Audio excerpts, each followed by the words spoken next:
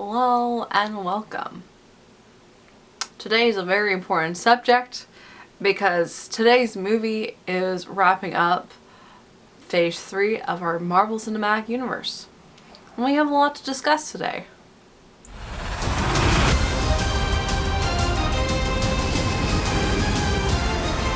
I gotta get you guys out of here! Get on the jet! Who are you? I work with Spider-Man. You work for Spider-Man? I work with Spider-Man, not for Spider-Man. New plan! Spider-Man Far From Home finally came out, and I'm actually a little bit late in seeing it, but that's only because of the fact that I wanted to wait to see it on my birthday. So it would be something exciting to do on my birthday since I can't just teleport down to Epcot, unfortunately, which would have been the really ideal way to spend it. But I got to hang out with Spider-Man instead, so it was wonderful. And I got some really free popcorn, that was huge, and a free soda, that was huge, and it was a grand old time. And the movie as well was a grand old time. If you haven't seen Avengers Endgame yet, stop watching because there's some serious spoilers about to come up. This one in particular is really important to talk about too because it is the last of our Phase 3 of our Marvel Cinematic Universe, and it's the next one after Endgame, recapping everything and moving forward. And it's really interesting the directions they're taking it in. Because Spider-Man is its own entity still, it's owned under Sony instead of under Disney. However, because Disney owns Marvel and there's a lot of different licensing issues happening, it's still included in our Marvel Cinematic Universe, even though it's not under the company. Spider-Man's the most important of our Avengers in a sense because it was one of the first franchises that they did back then with Sony. And it's really interesting because, spoiler alert, in the end credits they do throw it back to the original Spider-Mans back with Andrew Garfield, and even beforehand, no, with Tobey Maguire back in the early 2000s. Crap, mega crap. I'll give you $200 for all of them. So that was a really cool end credit scene, and one of the first of 2 end credit scenes, jumping ahead. But before we get too ahead of ourselves, let's talk about how great this movie is.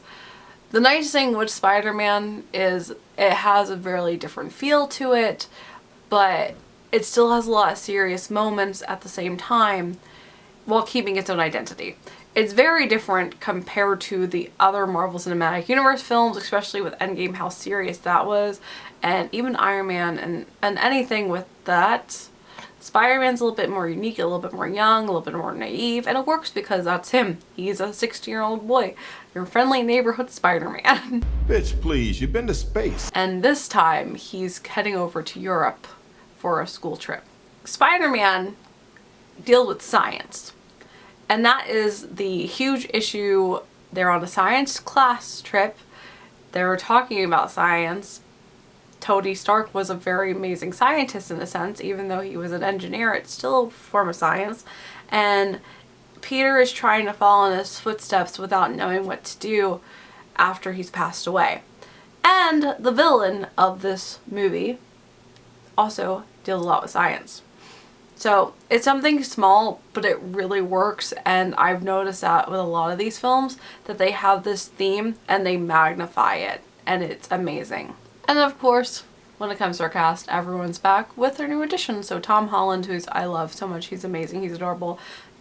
Samuel L. Jackson, Marissa Tomei, Jon Favreau, Zendaya, Colby Smulders, aka Aunt Robin, always.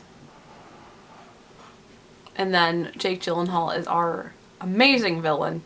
Honestly, he was fantastic. He stole the show.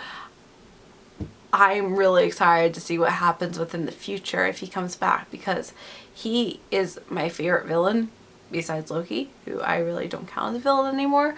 But his character Mysterio was honestly the best ever because of how realistic the issues were. The fact that he's an everyday guy and he works with drones to make illusions is something that can and will happen today. And that's the scariest thing about it, is how realistic everything was and how close to home everything is, even though it's called Far From Home, and I like the puns that they did. This is Mr. Beck. We could have used someone like you on my world. New world? Beck is from Earth, just not ours. The snap tore a hole in our dimension. Mysterio is probably my favorite villain. He is such an amazing character, and I love how much details, how many small details they put into there, because even in the beginning he has the triangles coming out of his suit that are the Illuminati symbols, and just seeing that got me really excited. I love the details like that, and it's the most realistic villain that we've had. It could happen every day, it could happen tomorrow, and that's the scariest thing about it, and it's exciting in a sense. I don't want it to happen because that's terrifying. I feel like the Marvel world is something that you do want to be part of in a sense, even though they completely destroy all the world, and the cleanup and reality of it is terrifying, but I'm happy knowing that we could have a world with superheroes and Loki and amazing characters, and I just love these characters so much, and everyone is just awesome, and this is a one world that I would love to be a part of, even though it's filled with destruction. But hey, our world technically is filled with destruction, so like, we might as well have some awesome superheroes to help us with that. This was a really good ending to Phase 3, and I think it's the first time as Marvel fans that we're not sure what's coming up. We know that there's a Guardians of the Galaxy Volume 3 coming out, and there's a Black Panther 2 coming out, and a Doctor Strange 2 coming out, and a Spider-Man 3 is going to come out, but we don't know what's happening. They haven't announced anything, and it's really refreshing and a little bit exciting because we're going into that unknown. We all knew that all these movies before were building up to Endgame, and now that Endgame has happened, now we're moving forward, and it's just a whole new adventure. And for people that read the comics, they definitely have a lot more input than we do.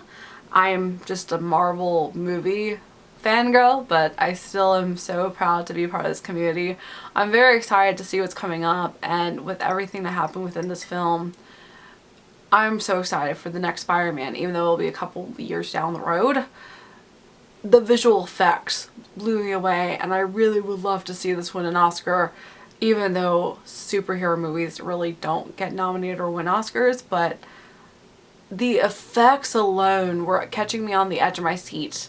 That was the best thing about this movie, and it had amazing writing. It had really good humor. It still was young, it was still fresh, it was still naive. It matched the tone of Spider-Man really well, and I'm so proud that he is becoming a little bit like Tony Stark, and Tony Stark was his father figure and mentor, and I'm really, really proud to see what's gonna happen.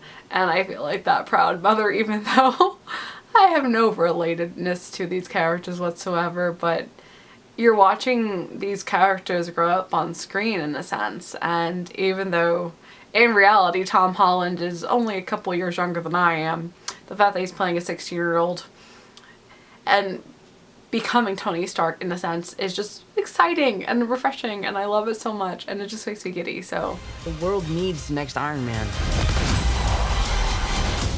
Are you going to step up or not? Everyone needs to see this film, and I'm so happy that this was the ending to Phase 3, and I'm so excited to see what's coming out in Phase 4. For the first time, I don't know what's next. We'll find out soon, but until then, you guys can have a magical day, and I will see you real soon.